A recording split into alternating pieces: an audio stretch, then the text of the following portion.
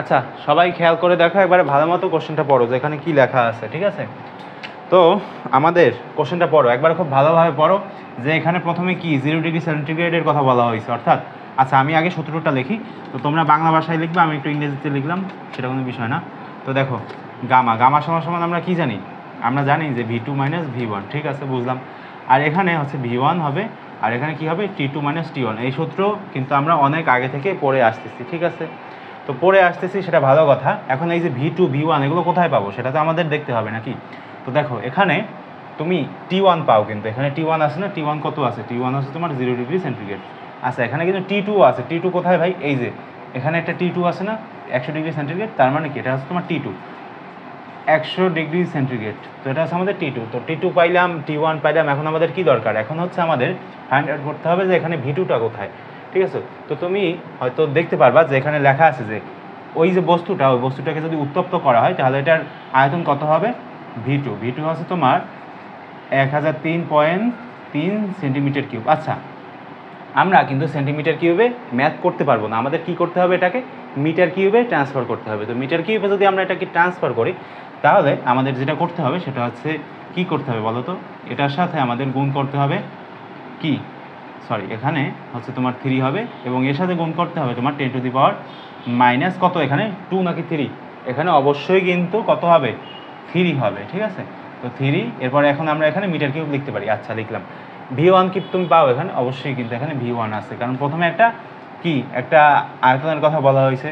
তো এখানে হচ্ছে তুমি কি লিখতে পারবা বলো তো, সেন্টিমিটার কিউব, এবং নিচে তুমি লিখতে পারবো হচ্ছে 1000 গুণ হচ্ছে তুমি 10⁻³ লিখতে পারবা। আচ্ছা লিখলাম। এখন তুমি এখানে মিটার কিউবটা লিখতে পারবা। এখন আমাদের সব কিছু কিন্তু একটা এককে এসে পড়ছে। আচ্ছা এককে যে আসছে, এখন আমাদের কি বের করতে হবে বলো তো, গামা। গামা মানে কি, গামা হচ্ছে তোমার আয়তন প্রসারণ যে সহগটা, সেটা। তো সেটা হচ্ছে আমাদের এখন বের করতে হবে। দেখো এর আগের কোশ্চেনে আমাদের কিন্তু V1 বের করতে বলছে, তখন কিন্তু আমাদের কি করাতে হয়েছে, একটা বজ্রগুণন করতে হয়েছে, বজ্রগুণন করে এবার V1 এর মান কিন্তু আমাদের বের করতে হয়েছে।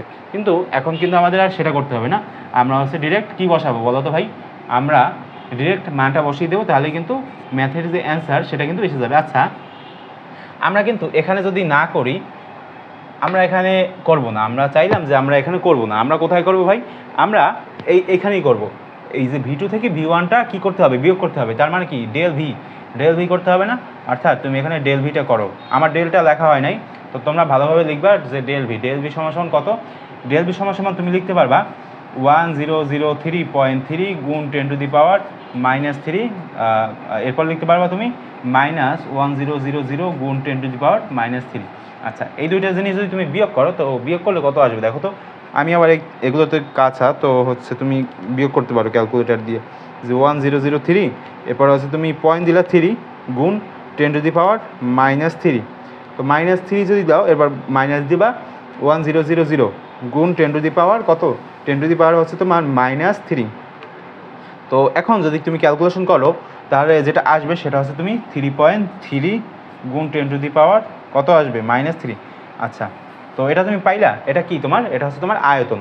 আচ্ছা আয়তনটা যে তুমি পাইলা, এটা তো তুমি হচ্ছে এখানে দিয়ে দিতে পারবা, আমাদের এখানে আর ক্যালকুলেশন করার কোনো দরকার নাই, যে 3.3 গুণ হচ্ছে তোমার 10⁻³ এখন V1 কোথায় পাবো ভাই, V1 হচ্ছে তোমার এই যে এখানে 1000 গুণ হচ্ছে তোমার 10⁻³ আচ্ছা পেলাম, আমরা সব কিছু পেলাম। তো সব কিছু যদি আমরা পেয়ে যাই, তাহলে এখন আমরা কি করতে পারবো, আমরা এর সাথে হচ্ছে তোমার T2 - T1 কত, 100 মাইনাস হচ্ছে তোমার 0 আমাদের দেওয়ার দরকার নাই, তবু একটু দিলাম, ঠিক আছে?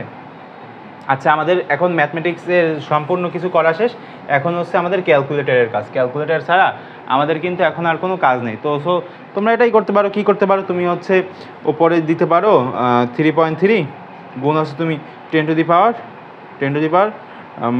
দিতে পারো। তো 3 যদি তুমি দাও তাহলে নিচে কত দিতে পারবো, 100 গুণ হচ্ছে তুমি 10⁻³ দিলা। আচ্ছা দিলা, এখন তুমি এর সাথে আবার গুণ দিতে পারবো কত, 1000 নাকি, সরি মানে 100, কেন 100 গুণ দিবা, কারণ এই যে তোমার এখানে 100 আছে সেজন্য, ঠিক আছে? তো ডেসিমালে যদি আমি এটাকে নিয়ে যাই, তাহলে যেটা আসবে সেটা হচ্ছে তোমার 3.3 গুণ 10⁻⁵। তো এটাই হচ্ছে আমাদের কি সেই কাঙ্ক্ষিত অ্যান্সার, অর্থাৎ আমাদের যে দৈর্ঘ্য প্রসারণ, সরি এটা কি আয়তন প্রসারণ সহ গামা। গামা মানে কি, গামা মানে হচ্ছে তোমার 3.3 গুণ 10⁻⁵। আচ্ছা দেখো, তোমার কিন্তু এগুলো একটু মনে রাখতে হবে। আমাদের কিন্তু সবসময় এই যে গামা টামা দিয়ে কিন্তু কোনো ম্যাথ দিবে না। আমাদের কিন্তু গামায়ের মান কোথায় দেওয়া থাকবে, আমাদের কোশ্চেনে কিন্তু দেওয়া থাকবে। কিন্তু সমস্যা আছে কি বলো তো, আমাদেরকে কি বের করতে বলবে বলো তো? আমাদেরকে এগুলো বের করতে বলবে না, আমাদেরকে বলবে হচ্ছে T2 এর মান বের করতে বা হচ্ছে T1 এর মান বের করতে, এরকম বলে দিবে। তখন কিন্তু আটকিয়ে যাবা, ঠিক আছে? আমাদের এখানে এই যে 0 ডিগ্রি সেন্টিগ্রেড। আচ্ছা আমি একটু জোরে কথা বলছি কারণ আমি চাচ্ছি ক্লাসটা একটু তাড়াতাড়ি শেষ করে দিতে। তো কারো যদি কোনো সমস্যা একটু পিছনে একটু টেনে টেনে দেখবা, ঠিক আছে? তো আমাদের হচ্ছে এই যে T1 এর মান দেওয়া থাকবে না, T2 এর মান দেওয়া থাকবে না, কিন্তু আমাদের কষ্ট করে সেগুলো হচ্ছে তোমার বের করতে হবে। তো যেহেতু বের করতে হবে সেহেতু এই যে গামার মানটা দেওয়া থাকবে, ঠিক আছে? তো গামার মানটা যে আমরা বের করলাম এগুলো কিন্তু অনেক সময় দেওয়া থাকবে। সো এই যে গামার মানটা বের করার কোনো প্রয়োজন তখন হবে না, তখন হচ্ছে T2 আর T1 বের করবা, ঠিক আছে? তো দেখো এটা হচ্ছে আমাদের কত, টাইপ 4। তো টাইপ 4 আমরা করাইলাম, এরপরে পরবর্তী দিনে হচ্ছে আমরা টাইপ 5, 6, 7 এগুলো করাবো, ঠিক আছে? তো তখন সেগুলো মনোযোগ দিয়ে দেখবা। আর এর আগে যে টাইপগুলো করানো হয়েছে, আগে কী কী টাইপ করানো হয়েছে, আগে হচ্ছে তোমার 1, 2, 3 করানো হয়েছে, 1, 2, 3, 4 এগুলো করানো হয়েছে। তো এগুলো করবা, খুব ভালোভাবে করবা, ঠিক আছে? আর হচ্ছে না, এই পর্যন্তই, এগুলোই বলার ছিল। কিন্তু সবসময় একটু ভালোভাবে ম্যাথ করবা যাতে হচ্ছে এগুলো সবসময় আয়ত্তে থাকে। দেখো এগুলো কিছুদিন না করবা না, ভুলে যাবা, ঠিক আছে? তখন কিন্তু কিছু করার থাকবে না, ঠিক আছে? ওকে, তো দেখা হবে পরবর্তী কোনো ভিডিওতে।